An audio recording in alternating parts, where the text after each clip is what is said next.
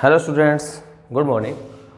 आज हम कर रहे हैं पार्ट 6 हमारे 7 चैप्टर का, जिसके अंदर हमारी 7.2 एक्सरसाइज बच्चों चल रही थी। बच्चों हमने पार्ट 5 के अंदर हमने जो है एक सम किया था इसका, ठीक है। तो हमने 7.2 एक्सरसाइज जो है पार्ट 4 से शुरू की थी। अगर आपने वो पहले नहीं देखे तो देख लो पहले दोनों पार्ट। तो बच्चों पाँचवा पार्ट आप देख लीजिए पहले, क्योंकि उसका जो आखिरी क्वेश्चन हमने किया था, ठीक है, क्वेश्चन नंबर 3, वो इसी के जैसा ही हमारा क्वेश्चन नंबर 4 है। जैसा 3 था वैसे ही 4 है। और देखो डायग्राम भी सेम है, आप चेक कर सकते हो पिछले पार्ट में हमारा डायग्राम भी यहाँ पर सेम है। तो अब इस सवाल के अंदर हमें क्या दिया गया, पढ़े जरा अपनी एक्सरसाइज में, अपने मैथ के अंदर जो है अपनी प्रश्नावली 7.2 निकाल लो बच्चों। उसका क्वेश्चन नंबर 4 जल्दी से निकाल लीजिए। और देखो पढ़ो क्या लिखा है। कहता है ABC एक त्रिभुज है। ये ABC एक त्रिभुज है जिसमें AC और AB पर खींचे गए शीर्ष लंब, AC और AB पर शीर्ष लंब BE और CF, मतलब हमें क्या दिया गया है, तो अपन दिया के अंदर लिखेंगे क्या। एक तो BE लंब है AC पर, एक CF शीर्ष लंब है AB पर। उसने ये बोला कि AC और AB पर दो शीर्ष लंब खींचे गए हैं। कौन कौन से, जैसा अपने चित्र में देख सकते हो आप, BE लंब है AC पर और CF लंब पड़ा है AB पर, ठीक है। और कहता है कि ये दोनों क्या हैं, बराबर हैं। त्रिभुज AC AB पर खींचे गए शीर्ष लंब BE और CF ये बराबर भी हैं, BE और CF, ठीक है। उसके बाद क्या कहता है, दर्शाइए, यानी सिद्ध आ गया हमारे पास, सिद्ध करो। तो दर्शाइए कि हमें क्या दर्शाना है कि एक तो त्रिभुज ABE सर्वांग सम है ACF, त्रिभुज ABE सर्वांग सम है त्रिभुज ACF, एक तो हमें ये दर्शाना है। और AB बराबर AC दर्शाना है, पहला भाग। दूसरा भाग AB बराबर AC दर्शाना है, ठीक है। ये सिद्ध हो गया तो अपने आप सिद्ध हो जाएगा बच्चों, भाग 2। अब देखो जहां लंब आ गया वहां पर नियम लिखते होते अपना। अब देखो BE लंब है AC पर, अगर BE AC पर लंब है तो अपन जानते हैं कोण 1 और ये वाला कोण 2, दोनों क्या होंगे 90 डिग्री। ऐसे ही 3 और इधर भी 4, ये भी दोनों क्या होंगे 90 डिग्री। तो हम यहाँ लिख सकते हैं कि इधर कोण 1, कोण 2, कोण 3, कोण 4, ये सारे क्या हैं 90 डिग्री। अपने डिब्बे में बाहर डाल देते हैं 90 डिग्री, ठीक है। क्योंकि हमें जहाँ लंब मिल जाए, जहाँ हमें समद्विभाजक मिल जाए बच्चों, वहाँ हम क्या करते हैं, अपनी बात लिखते हैं, जैसे मैंने आपको बताया था। अब देखो इसको हमें सिद्ध कैसे करना है, हल देखो इसका। अब एक चीज़ नोटिस करने वाली है, जो हमारा प्रश्न नंबर 3 था जो हमने पिछले पार्ट में किया, उसमें क्या था कि ये दिया था और ये सिद्ध करना था। अब उल्टा आ गया, ठीक है। ये सिद्ध करना हो गया, अब जो दिया था वो सिद्ध बन गया, जो हमारा सिद्ध करना था वो दिया बन गया। तो उसी का उल्टा क्वेश्चन है, सवाल वैसे ही चलेगा। तो इसका भी आप रफ डायग्राम बना लेते हैं। ये दो त्रिभुज बना लो ABE ACF। तो ABE त्रिभुज बना लेते हैं, रफ डायग्राम कुछ ऐसा बनेगा। AEB और ये हमारा कोण 1 90 डिग्री है और BECF, ठीक है। और इस तरह से हम इसका भी डायग्राम बना लेते हैं, कुछ इसी तरीके का है। यहाँ है A, ये वाला पॉइंट है F, ठीक है। दोबारा बना लेते हैं, ये वाला पॉइंट F है, यहाँ ये वाला E है, ठीक है। और ये वाला है C, और ये वाला कोण बन रहा है 3, ये हमारा 90 डिग्री। अब ये दो त्रिभुज हमारी बन गई। इन दो त्रिभुजों को सर्वांगसम करना है तो इसके नाम लिखते हैं, त्रिभुज ABE और त्रिभुज ACF में, इन दोनों त्रिभुज में, ठीक है, ACF में। अब इन दोनों त्रिभुज में हमें जो जो दिया हुआ है, हमें 1 और 3 90 डिग्री दे रखे हैं, तो लिख देते हैं इसका कोण 1, इसका कोण 3, प्रत्येक 90 डिग्री। और क्या दिया गया है, BE, इसका जो BE है इसके CF के बराबर है, हमें दिया गया है। ये भी हमें दिया गया है बच्चों, ठीक है। तो ये आपका रफ था, यहाँ लिख सकते हो, ये रफ फिगर है आपकी, ठीक है, ये आप लिख सकते हो। अब BECF भी बराबर आ गया।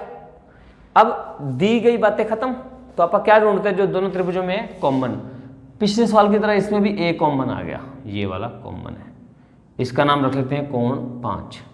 तो यहाँ भी कोण 5 है, यहाँ भी कोण 5 है। ठीक है, तो कोण 5 और कोण 5 क्या आएगा? संगत कोण, यानी कॉमन हो गया इंग्लिश में। तो दो कोण और एक भुजा आ गई, तो त्रिभुज सर्वांगसम होगी त्रिभुज ए बी ई, त्रिभुज ए बी ई सर्वांगसम होगी त्रिभुज ए सी एफ। और चेक कर लेना, नाम में सर्वांग समता होनी चाहिए। और कारण क्या लिखेंगे आप इसका? दो कोण एक भुजा। चेक करो, 1 और 5 के बीच बी ई आता है, 1 और 5 के बीच ए ई आता है, बी ई तो नहीं आता। तो ये लग गया कोण कोण भुजा नियम। ठीक है, क्योंकि भुजा बीच में नहीं आती। तो पहला भाग प्रूव हो गया। अब इसमें देखो, पहले दो अक्षर कौन है? ए और बी हैं। यहाँ कौन है? ए और सी है। इसके जो पहले दो हैं ए और बी, ए और बी वो बराबर होंगे इसके पहले दो ए और सी के। इसको बोलते हैं CP/CT द्वारा। ठीक है, तो ये हमारा आंसर हो गया। बस इतना ही था बच्चों प्रश्न नंबर 4। तो आप उसको नोट कर लीजिए। चलिए हम अगला प्रश्न शुरू करते हैं। तो बच्चों हमारा अगला प्रश्न है प्रश्न नंबर 5। पढ़ लीजिए अपनी प्रश्नावली, मैथ जरूर रखें अपने साथ। चलिए प्रश्न नंबर 5 में क्या लिखा है कि ABC DBC दो त्रिभुज हैं, समान आधार BC पर स्थित है।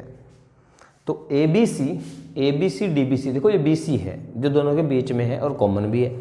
इस BC के अंदर जो है क्या है कि इन्होंने क्या बोला है कि BC के ऊपर तो बन रही है ABC, नीचे बन रही है DBC, और ये दोनों समद्विबाहु त्रिभुज है। समद्विबाहु मतलब जैसे डायग्राम में दिख रहा है AB AC के बराबर है और ये वाली BD DC के बराबर है। ठीक है, तो अपने को गिवन में क्या बोला गया है? हमें बोला गया है कि दोनों आइसोसेल हैं। तो अपन मेन बात लिख लेते हैं, AB AC के बराबर है और BD DC के बराबर है।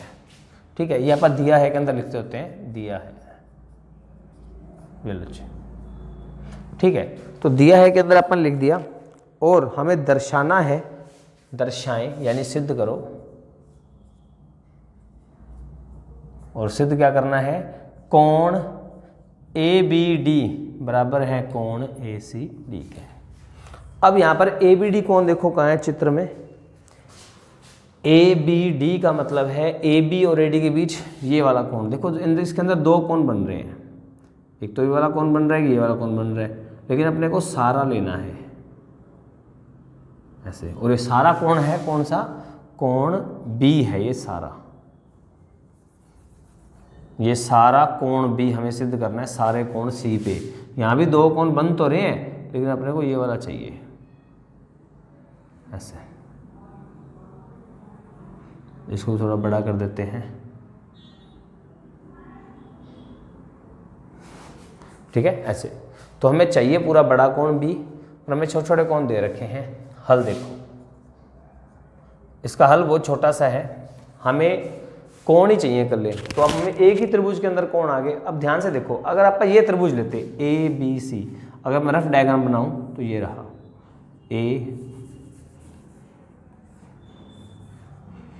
ABC। ये दोनों भुजाएं बच्चों बराबर हैं AB और AC। तो लिख सकते हैं त्रिभुज ABC में हमें क्या दे रखा है? AB बराबर AC।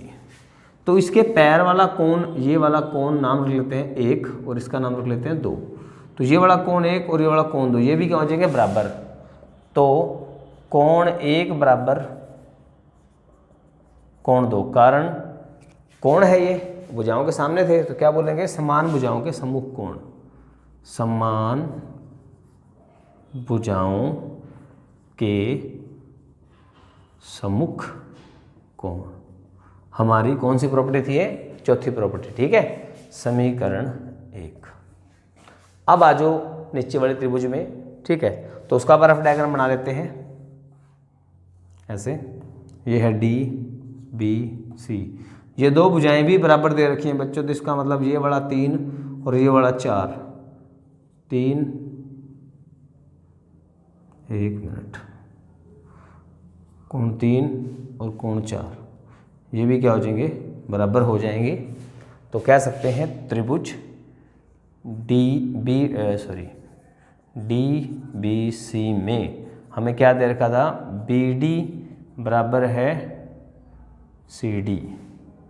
तो बी डी सी डी के बराबर है, तो हम कह सकते हैं इसका कोण 3 और इसका कोण 4 बराबर हैं। कारण सेम रहेगा, समान भुजाओं के सम्मुख कोण। ठीक है, समान भुजाओं के सम्मुख कोण। ये आ गई समीकरण 2। अब अगर मैं 1 और 3 को जोड़ दूं, देखो डायग्राम में 1 और 3 हमारे बराबर आ गए, 1 2 बराबर 3 4। अगर मैं 1 और 3 को जोड़ दूं, पूरा कोण बी बन जाएगा। 2 और 4 को जोड़ दें, पूरा कोण सी बन जाएगा। तो क्या करो आप, समीकरण 1 और 2 को जोड़ दीजिए जोड़ने पर।